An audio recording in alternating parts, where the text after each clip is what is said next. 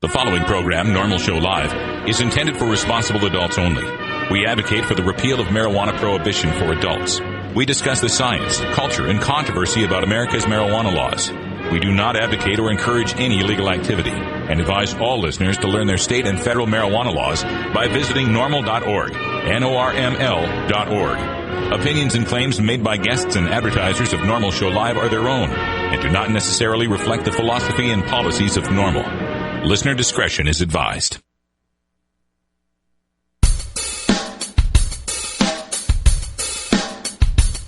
You take a seed, you plant it, you grow it, you dry it, you roll it, you smoke it. You take a seed, you plant it, you grow it, you dry it, you roll it, you smoke it, and it goes down smooth. Hey! Spanning the continent to bring you the truth about cannabis and marijuana law reform. I smoke pot and I like it a lot. From the promise of legalization. And I think we need to rethink and decriminalize our marijuana laws. To the agony of prohibition. One major responsibility is to encourage people to use less drugs. The National Organization for the Reform of Marijuana Laws presents NORML Show Live, Marijuana Nation. Now, here's your host, NORML's Outreach Coordinator, Radical Russ Belville. Good afternoon, tokers and tokettes. It is Friday, December 3rd, 2010, and it's got to be 420 somewhere in the world. Today's show is jam-packed, so let's get right to it. Joining us here in the studio is our own Ganja John. What's up, Russ? Rocking the subcool seeds, I see. Yes, always. We've also got Cannabis Carrie bringing us our news very quickly here. Carrie, how you doing? I'm doing great. It's gorgeous today on the coast. Yeah, it's Love nice. Friday. Nice and sunny here in the Pacific Northwest. On today's show, joining us right after our brief news segment, Gatewood Galbraith, along with director Michael Henning and producer Diana Alder from the movie Hempsters, Plant the Seed, will be joining us in a special early interview at 10 after the hour. At half past, we're going to speak with Steve Bloom from CelebStoner.com, taking the Celeb Stoner entertainment news. We're going to talk about the Willie Nelson Teapot Party. And at 45 past, Rick Cusick, the associate publisher of High Times Magazine, is here to discuss a new book, Cannabis, Philosophy for Everyone. What were we just talking about? All that and more coming up on NORML Show Live. Rockin' Friday will be in hour 2 with Herb Thrasher. Stick around. It's NORML Show Live. In today's busy world, we're inundated by advertising for all types of pharmaceuticals that come with a laundry list of potential side effects. Shouldn't you have better medical choices? Natural alternatives to pills pushed by Big Pharma? At Alternative Medical Choices, you could choose natural, safe, and effective alternative therapies that are right for your budget without nasty side effects. Cannabis, or marijuana, has been a legal medicine in the Pacific Northwest since 1998. Our doctors will help determine your qualifications for a medical marijuana recommendation in Oregon, no matter where you live. Our massage therapists will ease your aches and stress with soothing hemp seed oil or cannabis-infused massage salves. We also offer acupuncture, Reiki, and other alternative health therapies. Call Alternative Medical Choices in Portland, Oregon at 503-288-5579 or visit our website at www.altmedchoices.com. We specialize in out-of-state recommendations. That's www.altmedchoices.com or call 503-288-5579.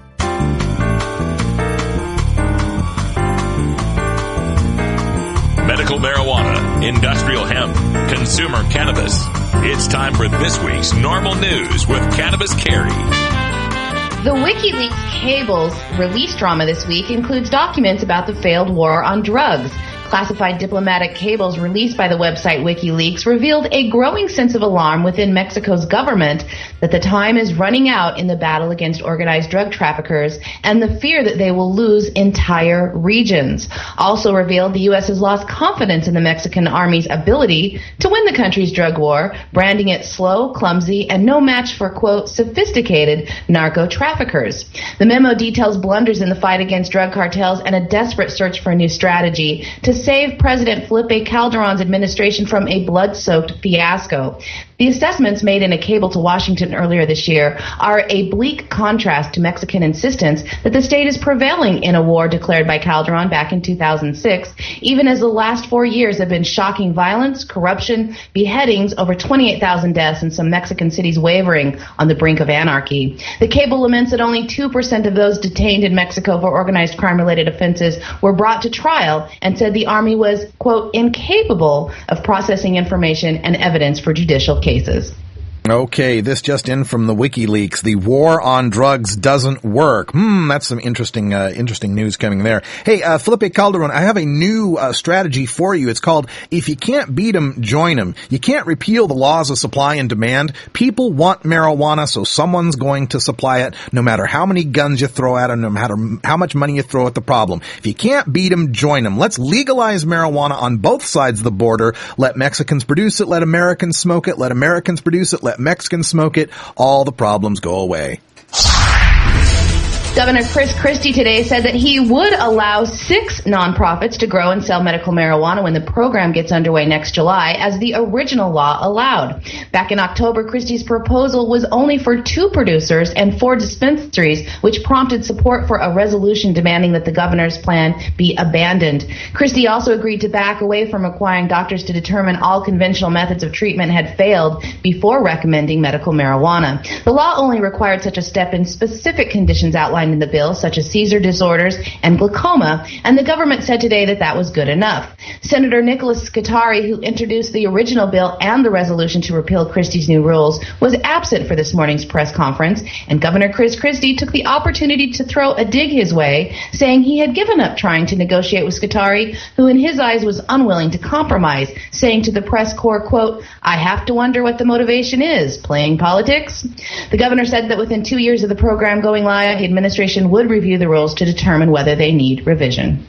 Governor Chris Christie talking about compromise, huh? Okay, so here's the compromise. When they passed the law, it had 6 alternative treatment centers in the law. The people that passed it in the legislature and the governor before him who signed it, there was 6 places where people could go get their medical marijuana, 6 places that would produce medical marijuana for patients. So Governor Christie comes out and says, no, we're going to make 4 of them into dispensaries and 2 of them into grow sites. And now the compromise is, well, okay, we'll let you have 6 dispensaries. Ooh, boy, we get the compromise of what was the original law in the first place. Wonderful bargaining there, Scutari. Wonderful bargaining out there in New Jersey, making this great compromise with the Republican. Are you sure there's not a job for you guys in the Obama administration?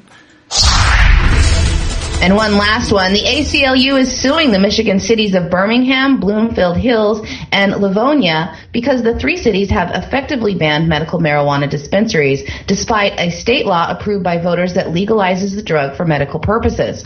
The lawsuit is not asking for any money, but is asking that the cities repeal each of their local ordinances that ban medical marijuana dispensaries. The ACLU is claiming that the Michigan medical marijuana law is crystal clear when it comes to the will of Michigan voters to allow patients to have access to medical cannabis if their doctors believe it can be helpful. But local law enforcement has claimed that the law is too murky to be enforced. Clarifying the Michigan medical marijuana law will now fall into the hands of Governor-elect Rick Schneider and the new legislature that takes office in January. Well, this is, medical marijuana passed in Michigan at 63%. It passed in all 83 counties in Michigan, right? So it's pretty clear that people support medical marijuana. And implied in that, or actually written out in the law, is that caregivers can be reimbursed for their expenses. And there's got to be some place for patients to be able to get their medicine. It's clear the people of Michigan support medical marijuana. So if you support medical marijuana, you've got to support people having some place to be able to get it.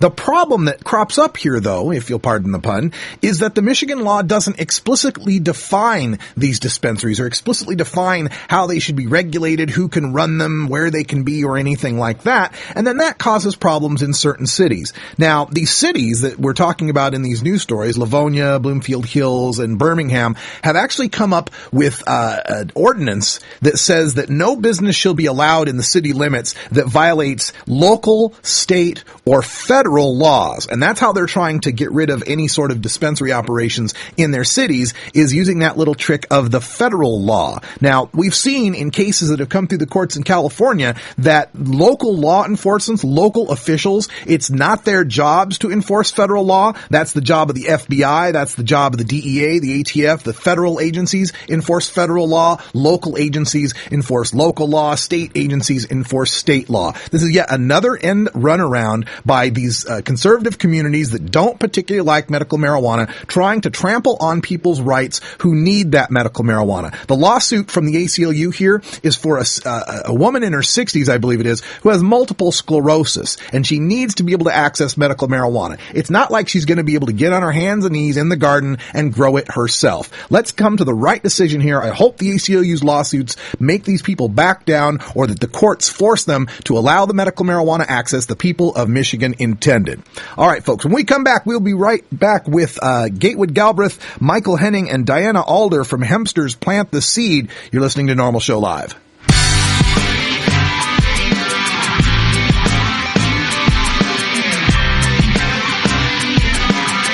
Been busted? Need a lawyer? Call the NORML Legal Committee for an attorney near you. Find one at norml.org. Remember, attorneys are cheaper than a lifelong criminal drug record. It's that freedom. I'm free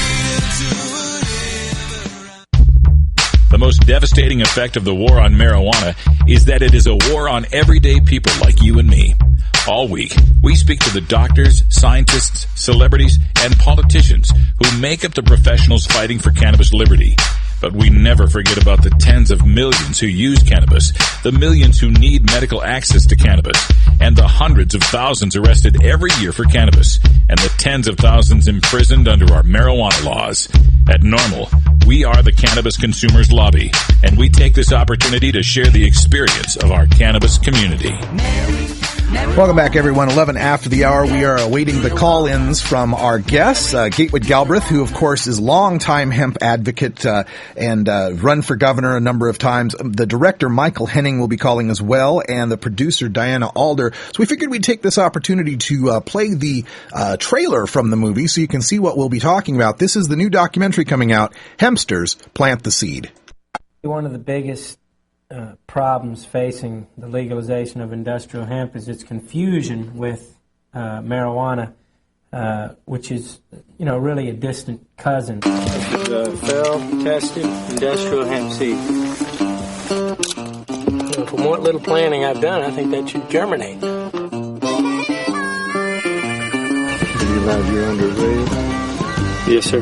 The petrochemical, pharmaceutical, military, industrial, transnational, corporate, fascist elite son of a bitch utilize the lawmaking powers of Congress to get through legislation which has criminalized the farmer who's gone into competition with these synthetic manufacturers. The DEA's intrusion into the realm of agriculture is preventing American farmers from growing a crop that has the potential to help address the global depletion of forest resources, the dependency on foreign oil, the harmful effects of petrochemicals, the excessive use of pesticides for fiber crops, and the economic depression of farming communities. Why is it that everything that is good for our bodies, our communities, and our planet called an alternative?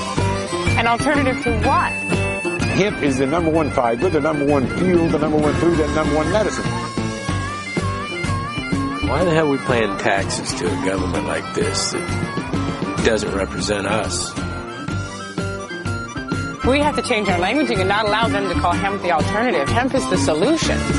You may be brave, but you sure aren't free.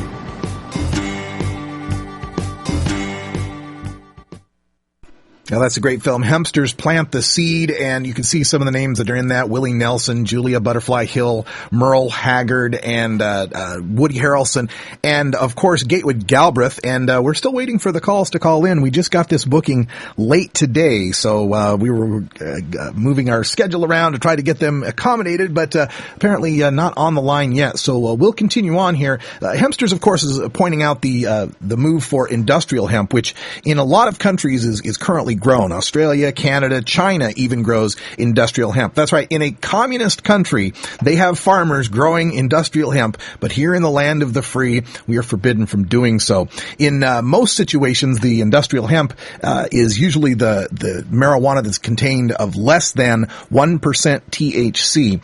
And at the beginning of that clip, you heard Woody Harrelson talk about how difficult it is to deal with how difficult it is to get the hemp legislation passed because of its confusion with marijuana. And this, again, to my point of view, calls out the need for us to just legalize all marijuana. Otherwise, there will always be a conflict between the industrial hemp trying to keep it at low enough THC to not be covered as marijuana. Now, in the meantime here, we're going to go back to Cannabis Carrie because she has another news story we're going to hold on to for the second hour. But as we're waiting for our callers, we'll take this opportunity to get this news out to you. So, Carrie, what do we have?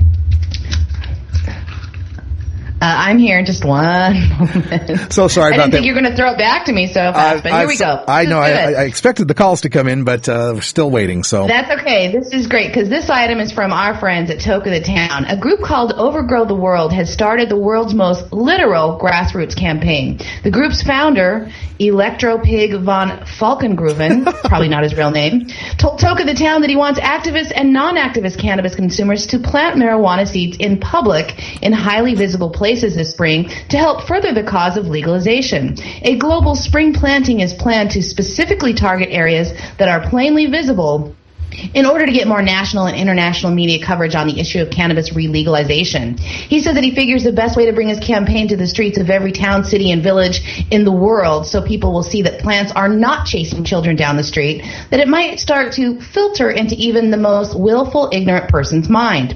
Von Falkengruven says that quietly planting a seed and walking away isn't even the most perverse media or politician can twist into calling a violent act. So he's urging stealthy seed planters to walk away from the plant so that several weeks will go by away from the scene of the crime before any plant will become easily visible and begins to speak for itself.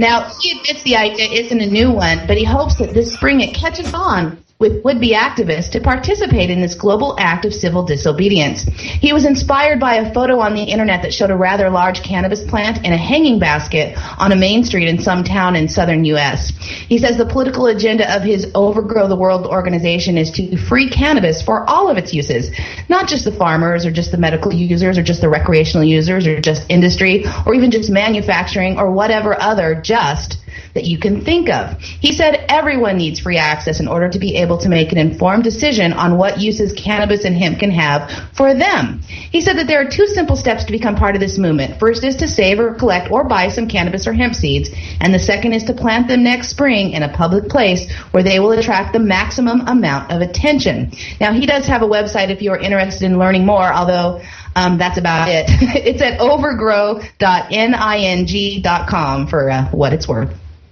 I've heard of that notion before, overgrow the government, take your seeds, be Johnny Appleweed, going about the town and spreading hemp seeds. And then, it's an interesting method of civil disobedience. And I don't know how effective it is because they just see the plants and they, pull them up. So, but when this happens, we get people that plant them at like the steps of City Hall or they'll plant them in the one I heard, I think it was last year, where they found the plants growing on the Army base in Kansas. And of course, a lot of them were the old industrial hemp plants that you'd have from the old Hemp for Victory campaigns that we had back in the 1940s and 50s. But I don't know. I don't know about the success of the overgrow the government. I guess it's something that can't hurt. Collect up your seeds, take them to places and plant them, walk away, and then we'll let nature take its course. It's an idea. Something that Mark Emery was often fond of saying. And, poor Mark Emery, now he's doing 5 years here in the federal prison for his attempts to overgrow the government. But in the words of Jeff Goldblum's character on Jurassic Park, life finds a way, right? We're gonna plant the seeds everywhere we can, and life will just find a way. One thing I liked also about the Hempsters preview that we showed you there is Julia Butterfly Hill's point about calling hemp an alternative, an alternative fuel, an alternative fiber, when in fact it really is the solution for this planet. As our population continues to grow and we continue to depend on fossil fuels, especially especially as China and India become more developed, and now Brazil becoming more developed, and also losing that rainforest in the South American area, it's more and more vital that we come up with an energy source that is carbon neutral, and hemp can do that for us. Hemp becomes a carbon sink. All those hemp fields that you grow pull in the greenhouse gases, the carbon dioxide that would be so harmful to our environment. And so that's what we need to move to. We need to move to a hemp-based economy, using hemp for all of our needs here in America, instead of sending our money overseas to communist Chinese farmers that are growing hemp, or sending our money up to Canada. No offense to my Canadian friends, but I think we ought to have some American hemp grown right here in the good old USA. Oh, we don't have that. Well, it's 20 after the hour, folks, and we're just kind of juggling things, trying to go as quick as we can here. We're going to take a break, and when we come back, we'll do our Rockin' Friday music with Herb Thrasher. This is Normal Show Live. Back in a minute. Starfish Designs, makers of the original Gandalf. I'm Radical Russ, and when I want to relax, I always have my 17-inch long original Gandalf from Starfish Designs nearby. The hand-blown borosilicate glass is strong and easy to clean, and the design is sleek and sophisticated. Starfish Designs are available from Bend, Oregon at a glass retailer near you. For locations, call 541-788-GLASS. That's 541-788-4527. If I were to tell you that in America, right now, over 1 million children sell marijuana, what would you think? Would you think that any public policy that creates over 1 million teenage marijuana dealers needs to be re-examined and possibly amended? You would not be alone. The members of the National Organization for the Reform of Marijuana Laws, aka NORML, have been working since 1970 to reform marijuana laws such that responsible adults, not children, sell and use marijuana. Isn't it high time to reform America's misguided marijuana laws? This is Alan St. Pierre, Executive Director of NORML in Washington, D.C. Only concerned citizens can effectively end the federal government's nearly 70-year-old prohibition on responsible adult marijuana sales and use. Want to know more about how you can help? Contact us at NORML, toll-free, 888-67-NORML, or by visiting the organization's popular and informative webpage at NORML, NORML.org.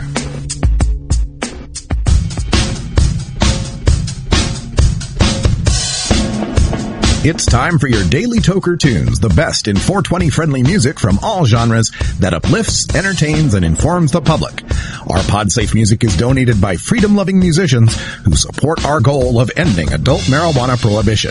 Today we take you into the weekend with Rockin' Friday, our segment featuring the best rock, metal, punk, and jam band music, brought to you by Herb Thrasher at herbthrasher.com. If you'd like to submit your song to be played on Normal Show Live, send it to us at stash@normal.org. Now, here's some great independent marijuana music for today's Daily Toker Tunes. Welcome back, everybody. Closing out the week with some great rock, and big thanks to Herb Thrasher for adjusting on the fly to our crazy shifting schedule. Appreciate you having you here. Right on, man. No problem, Russ. We're glad to do it. We always got a rock, and the rock always comes, so no problem. All right. So what's on tap today?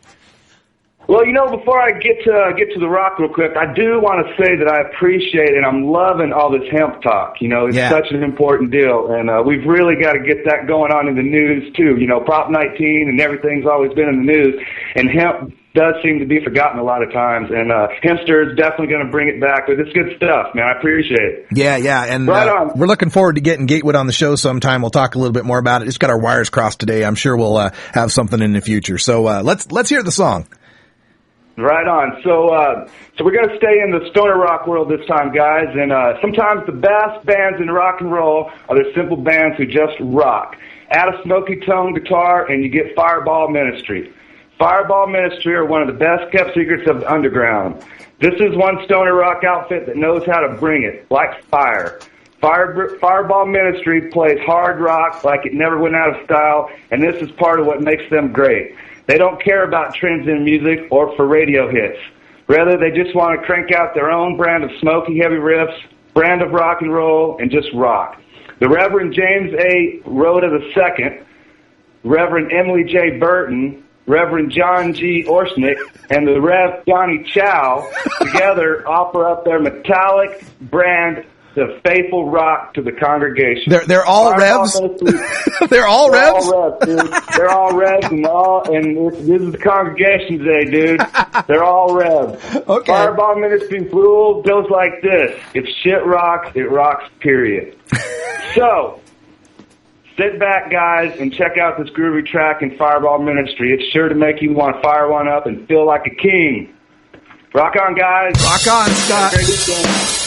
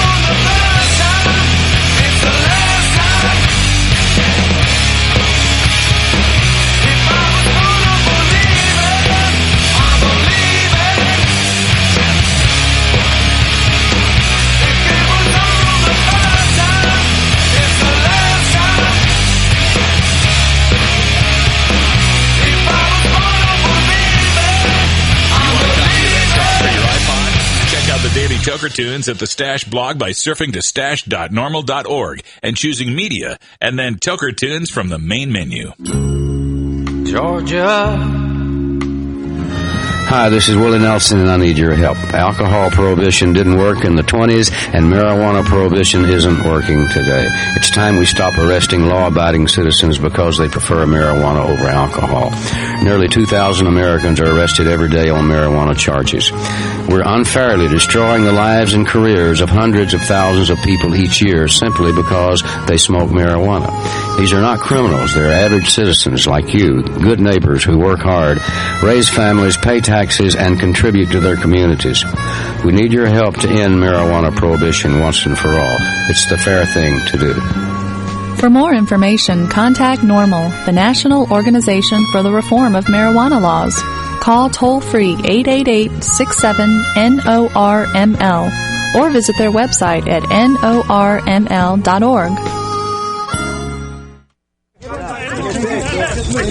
Everyone move. When it gets inside, nice. Marijuana culture is infused throughout America and the world. As we round out the week, we take a look at the 420 phenomenon in movies, TV, music, and sports with former High Times editor and author of Pot Culture, Steve Bloom, in our celebstoner.com entertainment news. All right, half past the hour. Welcome back, everyone, to Normal Show Live. I've got to update that intro. The author of not only Pot Culture, but the co-author of the Reefer Movie Madness Stoner Film Guide. It is Steve Bloom on the phone with us from New York. Steve, welcome back.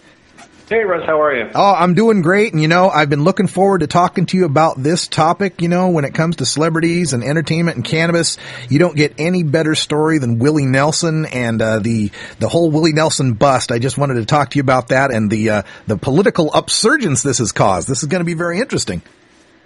Well, yeah, it is very interesting. Obviously, sometimes it takes a marijuana arrest to get somebody really activated. It took that with Tommy Chong, and not to say that Willie Nelson has never been arrested before, but when he was arrested in 2006, he didn't send out this sort of clarion call to all of us marijuana smokers and activists to try and do something about it. And he got arrested a week ago, a week ago, today, in Texas at a border patrol.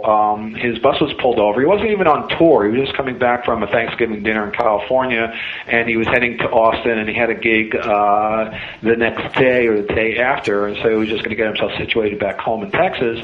And he got pulled over in this place called Sierra Blanca, which is about 80 miles east of El Paso on the highway, Interstate 10, and it's a pretty standard checkpoint that's very close to Mexico, not on the border, but about 30 miles, 20 miles, maybe 10 miles where the bird flies from Mexico. And it's one of those places where you really got to watch it because they're going to pull you over, and they're generally looking for legal immigrants, but if they find drugs, obviously they're going to go for that too. And Willie fell into the net. They pulled the bus over. It was 9 a.m, and so he was probably been sleeping, and or who knows, but they must have been going through the night from California, and they they smelled marijuana on the bus, and next thing you know, there's a dog on the bus, and they found what was originally reported to be 6 ounces of marijuana, and actually that figure is not correct. It took a few days for the arrest report and mugshot to be released, and 3 days later, the detention report stated that it was 2 to 4 ounces, which is a Class A misdemeanor, which has the potential of a year in jail, $2,000 fine, probation, that kind of stuff. So Willie's going to have to go back to court and deal with these problems like he did after the Louisiana arrest in 2006. Yeah. But what was interesting, for me, on the heels of that, getting a little noise there, Russ. Oh, sorry. I don't know. Okay, that's a little cleaner. What was, interesting to me, was that, with Celebstoner, obviously, this is sort of one of the main focuses of the website is to deal with celebrity drug arrests. And actually the website started, when Willie got arrested in 2006, because I didn't even have the website then, and I had a blog on Blogger, and I posted the stash photo of Willie's stash from 2006, and it was almost like a pound of pot and mushrooms. It was kind of a really graphic photo, and it really blew up on my little blog. And I decided, well, I had to sort of like go beyond a little blog at this point if I'm going to get this kind of traffic when I post something like that. And so that really was kind of the inspiration for Celeb Stoner. I don't like to say somebody's bad luck is the inspiration for starting a site, but the fact of the matter is that a lot of celebrities do get arrested for marijuana, and I've been chronicling that for the last 4 years, and so now 4 years later, here we go again with Willie. But the difference is that Willie kind of came back after 2 days. I sent an email that I had, an email address for Willie, and I sent an email inquiring about this arrest, and he comes back and with a comment that was really kind of surprising. I'm just looking it up on the website right now to get it exactly as Willie stated it. He wrote to me. He said that there's the Tea Party. How about the Teapot Party? Our motto: we lean a little to the left. And then he went on to say, tax it, regulate it, and legalize it, and stop the border wars over drugs. Why should the drug lords make all the money? Thousands of lives will be saved. And so I was pretty stunned by that. I'm getting another echo. And I put my head together with Rick Cusick from High Times, who I used to work with there. And, we did a cover story on Willie back in 2006 together. And we're big Willie fans, so we always just talk about Willie a lot. And Rick called me when he heard about the arrest. And then when I got this notice back from, this email back from Willie, I got in touch with Rick. And Rick had his thinking cap on, and he basically said, let's start a Facebook page. So I started the page Willie Nelson's Teapot Party, and it just has blown up, beyond my wildest imagination. I've never really had this experience with Facebook. I have my own page on Facebook, but I've never utilized Facebook for such a purpose. And overnight, we had 15, 20,000 people coming to the site, liking it, and then what's happened from that point, without even asking anybody, it's very much people doing their own thing. We've had now 50 states have all set up Teapot Party pages on Facebook, and they're kind of raring to go. So, it's like every day there's another one, and there's just so much action and traffic on that site. So I'm running that page, constantly posting new stuff, and there's just constantly something going on. And, Willie got a Grammy nomination yesterday, or Willie played Abilene yesterday, and somebody, the website still is moving, which is a great blog site that focuses on Willie. I've always loved that site. They had like pictures from Abilene last night immediately, and whatever we have that's Willie related, or other arrests like Curtis Blow getting arrested in L.A. Yesterday at LAX, or the drummer from AC/DC paying a fine for an arrest in New Zealand. We're sort of lighting the fire everywhere, because obviously it's not just Willie's problem. Willie has the problem that kind of has maybe force the issue a little bit more to the surface. And honestly, this is, there's way too many, arrests for marijuana to begin with, as we know, over 800,000 in the U.S. But the celebrity drug arrests are really on the rise. I've been cataloging that all year long, and it's really kind of stunning. And so, so it's just not Willie, and we need those celebrities, as we always say, to come out a little bit more and talk about this. So anyway, I did the first post on this thing. I sent it to Tommy Chong. He jumped aboard saying, any parties, political Teapot parties are a wonderful idea, and he just sort of jumped on it. And he had his, if I can, look back to that for a second, I'll find his quote. But so we got Willie and Tommy on board, which is great. Really haven't heard too much from other celebrities. I did hear from Ray Benson from Asleep at the Wheel. He says he's very much in support of it as well. And we're just moving along now. And now we've been contacted by the meetups people, and they're setting up a page for us, and we're going to really kind of get this going. The next step of like people starting to meet up, and then starting to build this idea of, okay, what is it that we're doing? Because obviously we have a purpose, which is to change the marijuana laws, reform the laws, which of course NORML has been working on forever. And what can we do in conjunction with NORML and other organizations out there to just keep lighting the fire? It just feels like this is the next big thing that has happened after Prop 19. I think people were waiting for something to do. Where could they channel their energy? And they decided decided, it seems like, to channel it into this new Teapot Party movement. So we're sort of still determining, what that really all means, or what does it stand for. So it's only been less than a week, and I'm sort of at the controls a little bit, but I'm not looking to run anything. I'm not looking to be some party chairman or anything like that.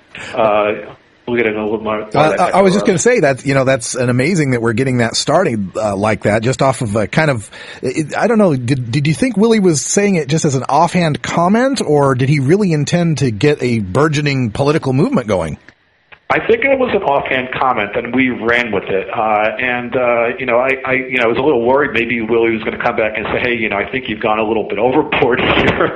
But he sent me back a note saying, like, keep it going, So obviously, he was just maybe throwing something out there, and we just decided to run with it and just see, okay, what can we do? Where can we take this? And the Teapot Party, idea, I think, obviously is based on the Tea Party, that have been sort of the rage in the conservative world over the last couple of years, and it's led to some candidates like Rand Paul winning senator and senatorial race in Kentucky, and some other winners during this last election. So isn't it about time that we have candidates who we can get behind, and maybe we can make a difference with the political power that we have, because we have such a strength in numbers. We may not have won in California, but we still had over 3 million people voting for marijuana legalization. So when can we start to get our candidates out there who believe in what we believe in and other things that we believe in, like climate change or environmental issues,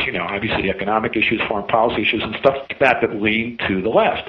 So it's sort of like this liberal party that it just needs to go a little bit left of what the Democrats are doing, because the Democrats are not really doing what we need them to do. And so so we can push them a little bit, and maybe we can also edge our way into political office, by probably running democratically, but having the support of the Teapot, parties to get maybe some candidates, running for Congress and running for state offices, and who knows? Yeah, exactly. And we're speaking with Steve Bloom from celebstoner.com. I definitely want to encourage everyone to check out celebstoner.com, and your books are great Christmas presents, the Pot Culture book, the Reefer Movie Madness book. Before we let you go, though, I wanted to get back to the bust itself. You mentioned how he was busted, and they originally said it was 6 ounces, and now it's suddenly become 2 to 4 ounces. Do you think maybe those folks started to look at the notion of, if we charge Willie Nelson with a felony, we'll be run out of Texas?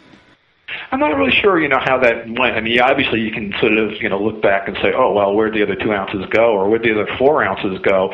When they say 2 to 4, I don't know. Maybe, it was a little hard to tell, what the thinking was there. But, it's just like in the fine print of the detention report, it says 2 to 4 ounces. So, it's sort of like maybe a miscommunication, or yes, maybe it could have been in a felony. But, it is like the top category of a misdemeanor, so it's a Class A. But Willie got off the last time with a lot more quantity in his possession in Louisiana, so most likely he will probably get off again. But he's going to have to go through hoops to get there. In the meanwhile, deal with it legally, lawyers, court case, going there, and dealing with it. And obviously it's really upset a lot of people. They look at Willie and they say he's a national hero. I honestly would have to ask. I'd love to ask. I wish somebody, we have some more of these town hall meetings, and somebody would just ask Obama and say, what do you think about Willie Nelson getting arrested? I cannot imagine Obama is proud of this. A lot of people feel he's not on our side, but he's been really great when it comes to medical marijuana, and he really hasn't said much, about any other issue related to marijuana. And obviously the White House took a stance against Prop 19, which wasn't very nice of them, but kind of expected. I just don't think it could be a proud moment for America, to put a guy like Willie Nelson through this. Then again, he's like everybody else, and so some people feel like, hey, don't treat him any differently, but he is different, and he is on a bus that, is kind of being targeted as he goes around the country. And probably every day of the week, they could target Willie's bus and pull it over. So most of the time they don't. His bus got hassled one of his other buses, the crew and band buses got hassled in North Carolina earlier this year, and they arrested, one of the guys in the band and some of the crew guys, or at least they gave them citations for marijuana and moonshine. So, they're a target, and so are all these other band buses. Like Ray Benson said from El Sleep at the Wheel, he tells me, by the way, our bus got busted, like a week ago in Tennessee going along I-40. He wasn't on the bus, but, his road manager got arrested. So these buses are a target, and so Willie is a constant target. So it's really tough for these guys, and I think Willie isn't the kind of guy who's going to hide it. Hey, I'm going to smoke my weed on my bus. This is my home. Yeah, And he looks at it like, this is my home. How dare you come into my home without a search warrant? But on the highways, you can do whatever you want, and they're not treating it like a home, and there should be laws to protect people driving along, in their homes on the highways and their Winnebagos and things like that. Some people live that way, and they don't have homes. I mean, obviously Willie has homes, but Willie travels from place to place, and he does not stay in hotels. He stays in his bus, Maybe he takes a night off in the hotel and gets a good night rest, or cleans up in a nice bath and a shower. But by and large, he lives in this vehicle. So I just think I would love somebody to ask, because it became such a big Jimmy Kimmel and everybody else making jokes, and that's fine because it just puts it out there broader. But just so many comments on the website. I mean, over and over and over again, leave Willie alone, free Willie, and it just disgusts people that they treat this treasure, this national treasure. Yeah. This man who 77 years old. 7 years old. He'll be 78 next year. He is a treasure. He is so beloved, not only here but around the world. How dare they? Yeah, I would say But how dare they arrest the other 800,000 too? So how dare they? Yeah, and when you look at between Tommy Chong and Willie Nelson, Tommy's 71, 70, something like that, to Willie Nelson 77. I mean, they are the proof right there of the how you can use marijuana all your life, and you're 70 and you're still touring, and Willie does 300 dates a year, something like that. It's ridiculous. Yeah, I mean, healthy. I mean, I think it promotes longevity, I agree. Well, Steve, we got to wrap things up. I'm going to get Rick Cusick on the line here. We're discussing his new book. But speaking of books, I want to make sure you can tell everybody how they can get their Christmas copies or Hanukkah copies or whatever gift they wish to give copies for your newest book, The Reefer Movie Madness. Well, you can go to Amazon. That's the easiest way to get it online. It's also available in stores, Barnes & Noble, Borders, Urban Outfitters, Spencer Gifts, any place where books are sold. And a lot of other places online, but the main place is Amazon. Buy a few copies at Amazon and drive up our rankings. That makes us feel good. And I do wish all my Jewish brethren out there happy Hanukkah. All right, thank you so much, Steve Bloom. CelebStoner.com, the #1 source for celebrity entertainment news. When we come back, we'll be speaking with Rick Cusick from High Times Magazine on the new book, Cannabis Philosophy for Everyone. What were we just talking about? We're back after this. Cannabis. Just say no. No matter what you call it, it's a huge part of popular culture. Where'd you learn that, Cheech? Drug school. You don't need weed school. You just need a copy of the new book, Pot Culture, the A to Z Guide to Stoner Language and Life. Hey, this is great, man. Even if you never smoked marijuana. I never used marijuana. Sorry. Don't think you smoked marijuana. I experimented with marijuana a time or two. You didn't inhale. Or you used to smoke marijuana. I inhaled frequently.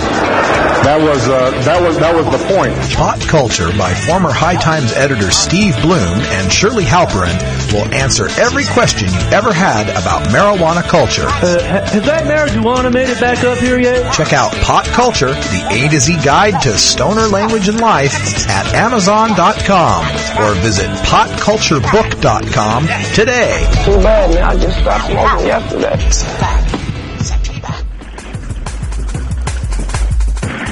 Legalization, decriminalization, lowest law enforcement priority, medical marijuana, ganja sacrament, consumer cannabis, industrial hemp. The world of marijuana law reform involves many different aspects of cannabis that interact nearly every public policy discussion in America, including healthcare, the economy, global climate change, law enforcement in prisons, immigration, religion, free speech, energy policy, and war. Now, we take a look at how re-legalizing marijuana will change the world in our NORML Show Live Cannabis Conversations. Hello, everyone. Welcome back to the show. 48 after the hour. We're going to be speaking with Rick Cusick from High Times. We're just getting him on the line. Cannabis Carry is working out the extensions and everything. And this is in regards to a new book that is out. It was really fascinating to me, edited by Dale Jacquette, and it's called Cannabis, Philosophy for Everyone. And the subheading here is, What Were We Just Talking About? And the foreword is written by Rick Cusick from High Times Magazine. So we're hoping to get him on the air here to talk about this. But this is definitely a philosophy book. As we look at it, there's a lot of different people involved in the book, and we're just having all sorts of fun phone time today, aren't we? I misdialed the number. Did I misdial? Carrie, it's the number that we usually call Danny Danko on, if that helps any. But some of the folks here involved include Dr. Lester Grinspoon. He is, of course, the Harvard emeritus who's often considered the father of medical marijuana here in America. And we also have our own Dr. Mitch Earlywine has contributed to the book as well with a item here on politics, prohibition, and morality. So I wanted to get to one thing that Rick had mentioned here in the book with regard in his foreword. A great little story that he tells here. He says, 3 men come up against a locked door. The first man is drunk out of his mind. The second man is tripping wildly on LSD. And the third man is stoned on really good marijuana. The first man says, let's knock down the goddamn door. The second man says, let's float through the keyhole. And the third man says, let's sit down and wait for someone to show up with the key. I think that's really interesting. And he points out how it's time now in America to be addressing marijuana prohibition. And we're going to, John, if we could, let's pull up a bumper here so I can try and get Rick on the line. We're having some problems with the phone communications here through Skype, but apparently I dialed the wrong number and really angered someone at a place called Silver Communications. I apologize for that. We'll be right back after this short break here. And stay tuned. It's NORML Show Live.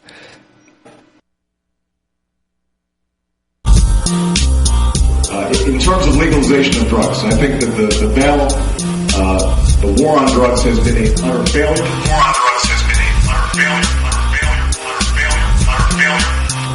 And I think that we need to rethink and decriminalize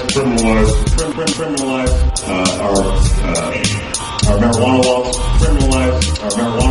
The war on drugs has been a utter failure. Criminalize our marijuana laws. The war on drugs has been a utter failure. Criminalize our marijuana laws. The war on drugs has been a utter failure. Criminalize our marijuana laws. NORML Show Live, where we don't change our position on decriminalization in an election year.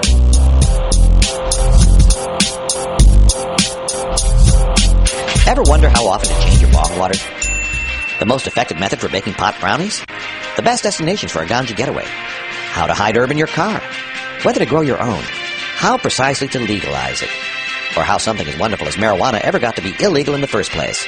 Finally, you can find all these answers and much more in the official High Times Pot Smoker's Handbook, featuring 420 things to do when you're stoned. Since 1974, High Times Magazine has covered marijuana in all its aspects and wonders, from cultivation to legalization to the herb's enduring and exalted place in popular culture. Packed with inside information, the official High Times Pot Smoker's Handbook rolls all of his collected wisdom together into a single indispensable ganja guide, including an entertaining look at marijuana's history, profiles of herb-friendly travel destinations and festivals, favorite potluck recipes from the High Times staff, smoking skills, advocacy and activism, essential marijuana movies and songs, profiles of famous cannabis strains, comprehensive growing information, celebrity endorsements, and much more. This is truly, finally, the ultimate guide to green living. All right, we are back, and joining us on the telephone, we finally gotten through to him, Rick Cusick, associate publisher of High Times Magazine and author of the foreword to this new book, Cannabis, Philosophy for Everyone. What were we just talking about? Welcome to the show, Rick. Hey, thanks for having me on, Russ. I'm pleasure to be here. Glad to have you here. And I was reading the foreword today. I read folks the intro story you have about the man on the drunk man, the man on LSD, and the man stoned on marijuana. And I was wondering if you could just give folks an idea of what you meant by that. I'm sorry. What were we just talking about?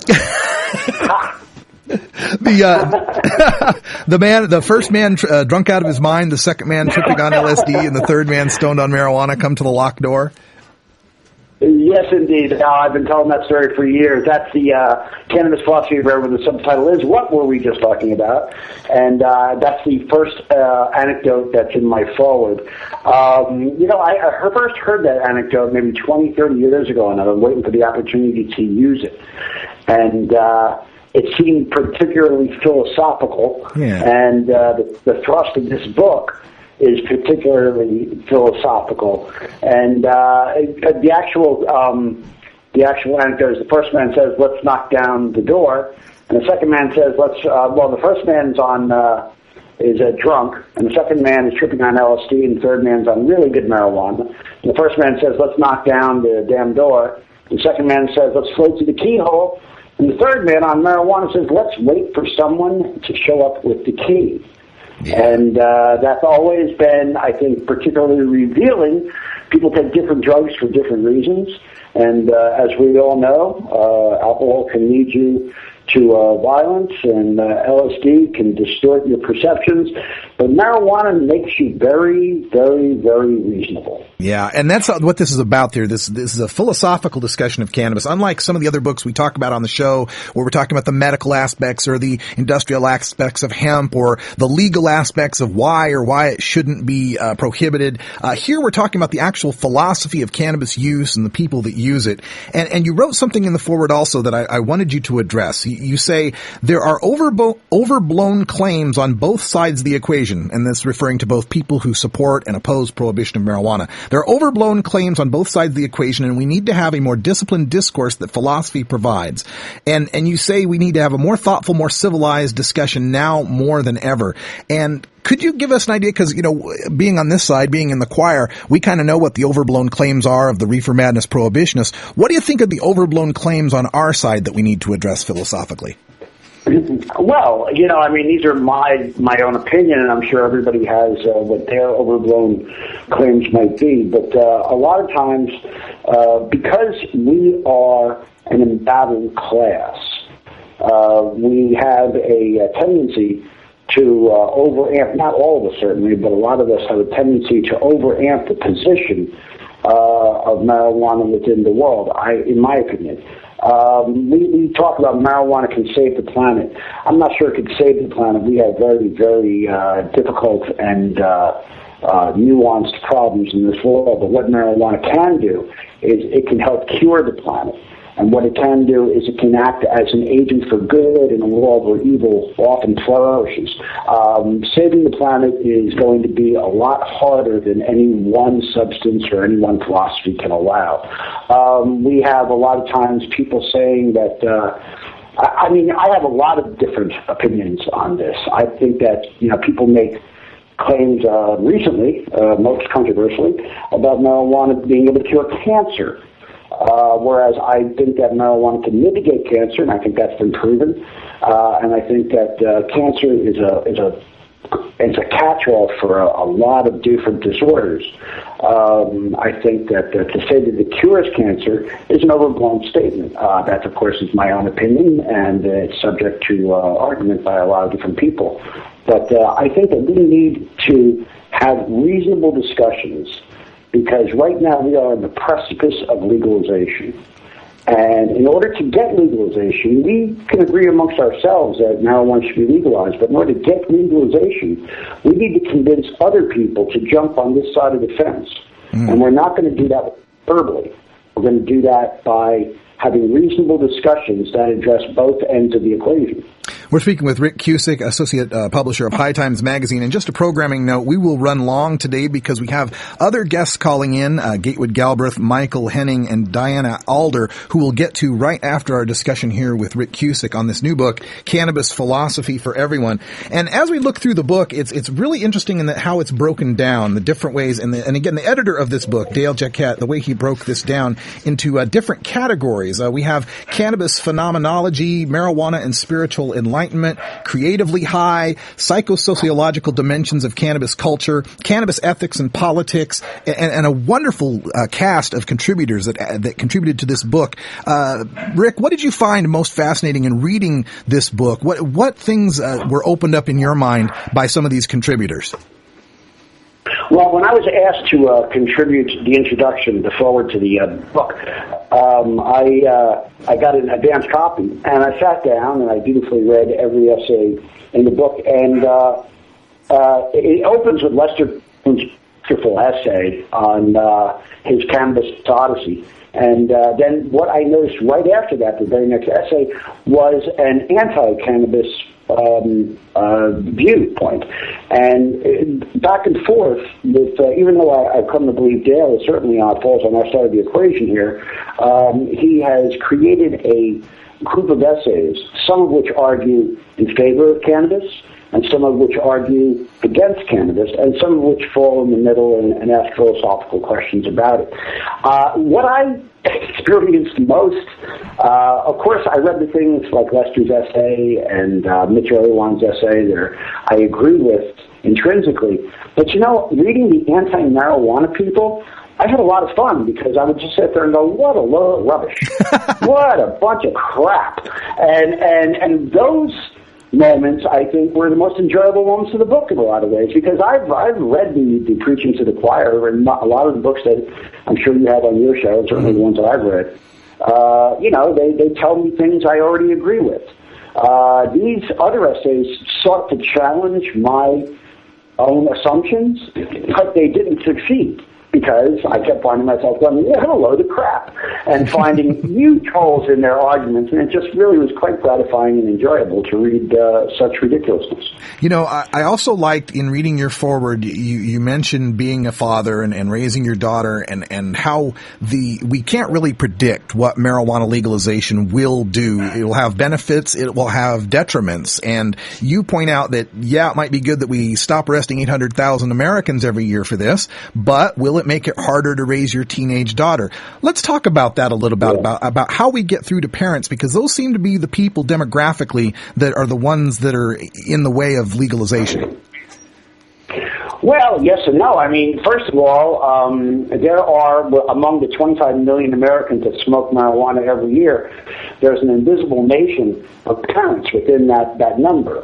There's a lot of pot-smoking parents out there, and those are the people that are probably least quantified, because to say that you are a pot-smoking parent is right away to, in the eyes of far too many people, to admit that you're a bad parent. There's nothing wrong with pot-smoking parents, and as a matter of fact, I've found that marijuana can even enhance the parental experience. That being said, the vocal minority or majority, which have you, will say that, won't somebody think about the children? And the fact of the matter is I've thought quite a lot about the children, my child particularly. I don't want my 13, 14-year-old smoking marijuana for a lot of different reasons. That has nothing to do with whether or not marijuana should be legal. There's a number of things that I don't want my 13 or 14-year-old. And I'll even go further. There's a number of things that I don't want my 13, 14-year-old to do that I wish when she grows up she may enjoy completely and with a robust experience of sex, driving a car, fine wines. I don't want them drinking at 13 years old, but the culture of fine wine certainly should be available to her when she's a young adult. Yeah. Yeah, and I think that, we have to understand that just because you're pro-marijuana doesn't mean that, we're not anti-drugs, or we're not, we're trying to, saying it's okay for everybody to smoke. Marijuana is not for everybody, and those people who don't enjoy its effects shouldn't smoke marijuana. But none of that negates the fact that marijuana should be legal. None of that negates the fact that it's a travesty that 800,000 Americans are arrested every year for marijuana. Absolutely. The book is Cannabis Philosophy for Everyone. The editor is Dale Jacquette with a foreword by Rick Cusick. What were we just talking about? We were just talking about this book, and it's excellent. Rick, thanks for joining us on the show. And before we let you go, are there any events that you'll be attending soon if people want to hit you up or say hi? Yes, absolutely. There's going to be a fundraiser for Philadelphia NORML on January 20th, and you can go to the Philadelphia NORML website and find out where that will be, and I will be there, and High Times will be sponsoring that event. And most importantly, in Denver, Colorado, for my sake and the sake of my magazine, on April 2nd and 3rd, we will have the High Times Medical Cannabis Cup in Denver, Colorado. I hope to see you there. All right. That sounds good, Rick. And good luck for everything you're doing. The book, again, Cannabis Philosophy for Everyone, what we were just talking about. Thanks for joining us, Rick. Thank you very much. Take care, Russ. All right. When we come back, we'll be on with Gatewood Galbraith, Michael Henning, and Diana Alder, the people behind the movie Hempsters. Plant the Seed. Stay tuned. It's NORML Show Live. Don't touch that dial. We'll be right back after a word from these 420 friendly sponsors. Wait a minute. This is Internet radio. There are no dials here.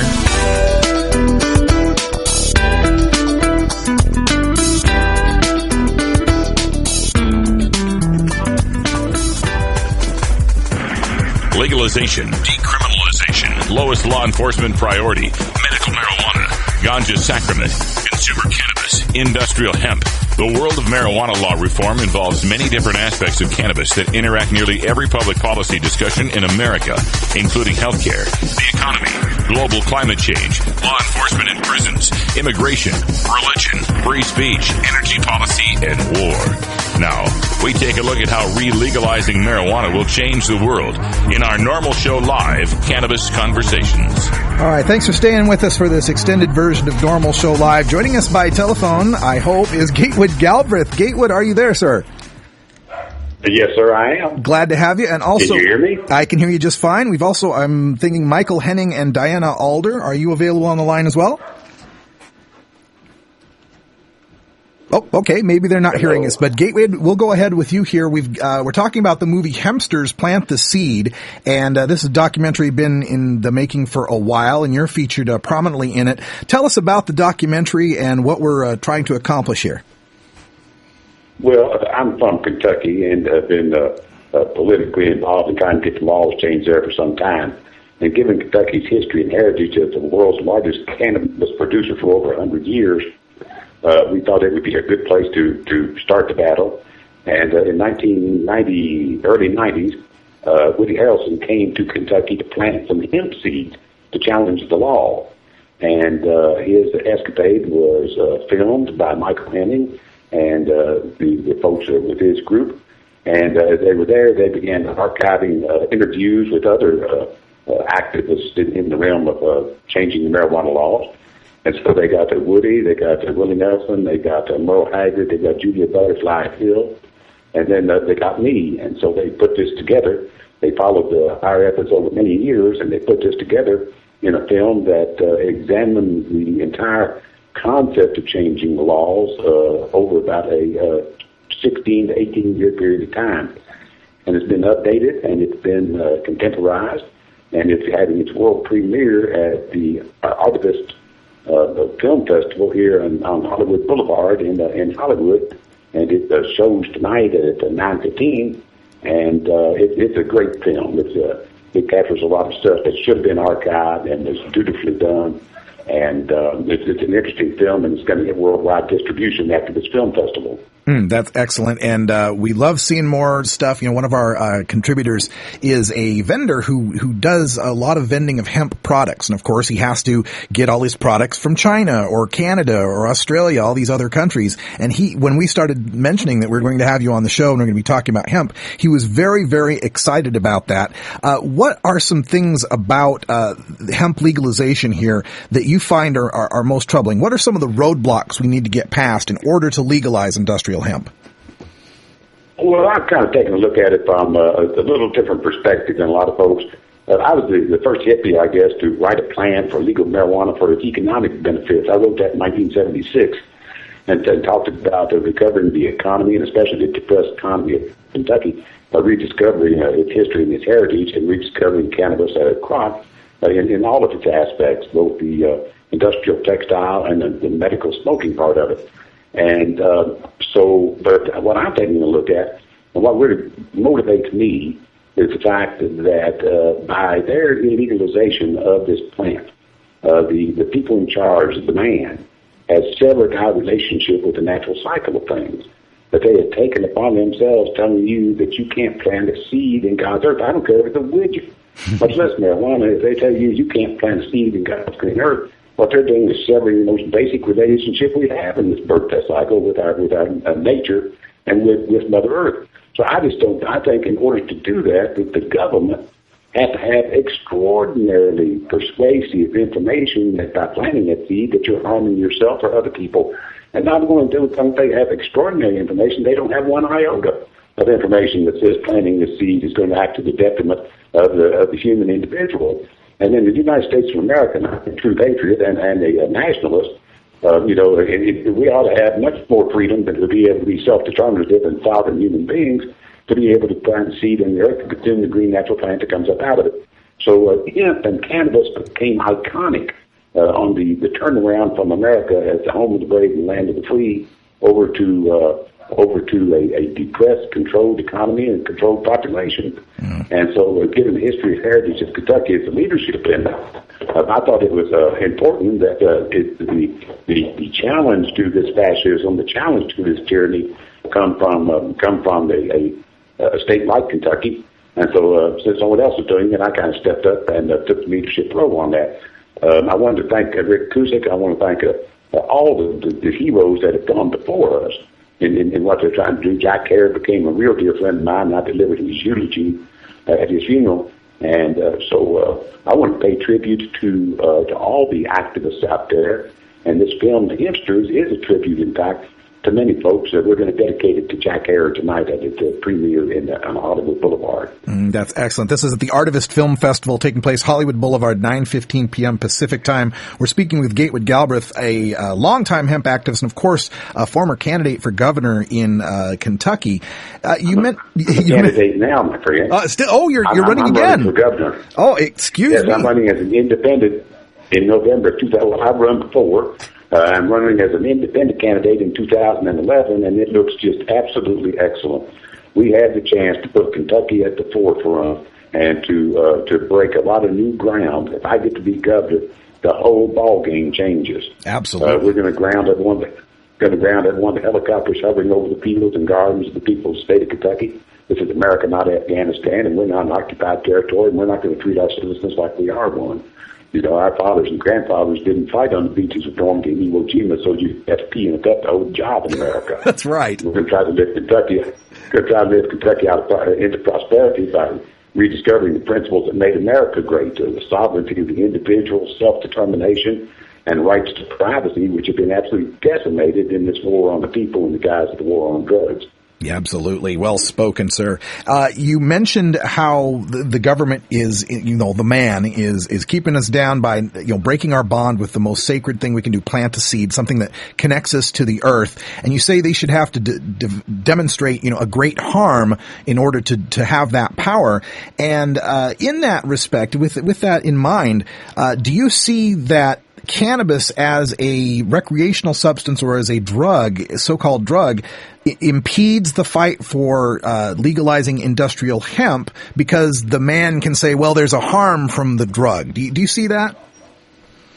That's what this whole film is about, my friend, is hipsters plant the seed. I wrote a book called The Last Free Man in America Meets the Synthetic Subversion. And what I say today is that the big battle between the natural cycle and the synthetic cycle. All the kinds of commodities of civilization, fiber, fuel, medicine, and food that used to be produced by the farmer from the land has now been taken over by the synthetic manufacturers, and they did that by outlawing the farmer and criminalizing the farmer in the production of his natural products. So there's a great number of people out there who run the synthetic products that are attempting to keep it from changing, the laws from changing back.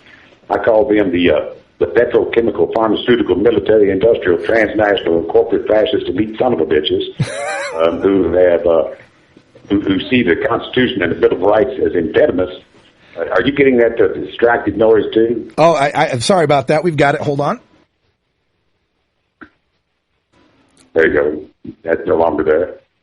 Okay, right. Go ahead. We okay? Yeah, go ahead. Okay, yeah. There's a lot of people who are setting policy in this country, the United States of America right now, who have never said the Pledge of Allegiance to the flag of the United States of America or to the republic for which it stands. They're not warm and fuzzy about us or our children, and they see the Constitution and the Bill of Rights as impediments to the implementation of a new world order and global economy.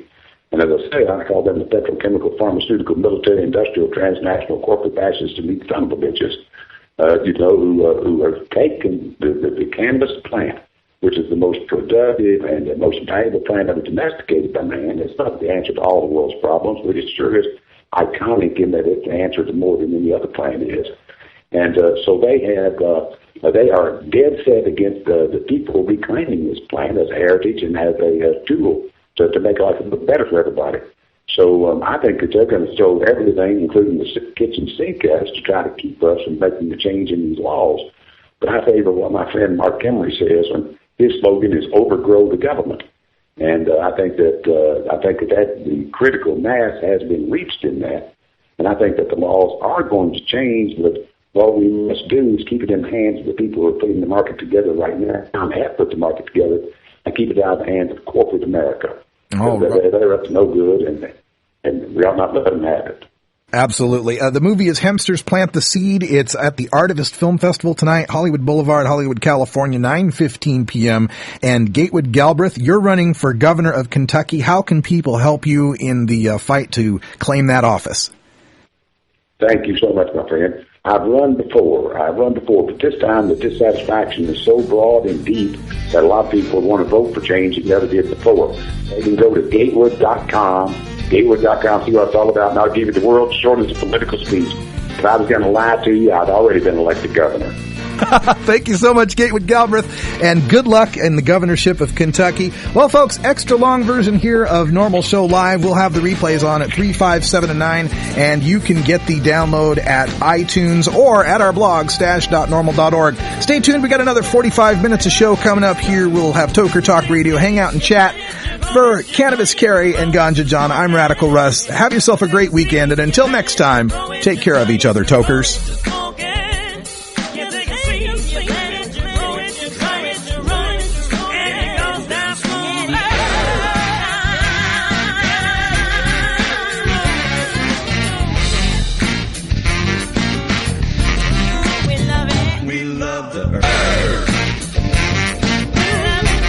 This is Normal Show Live, the voice of the marijuana nation. Take it on one more time.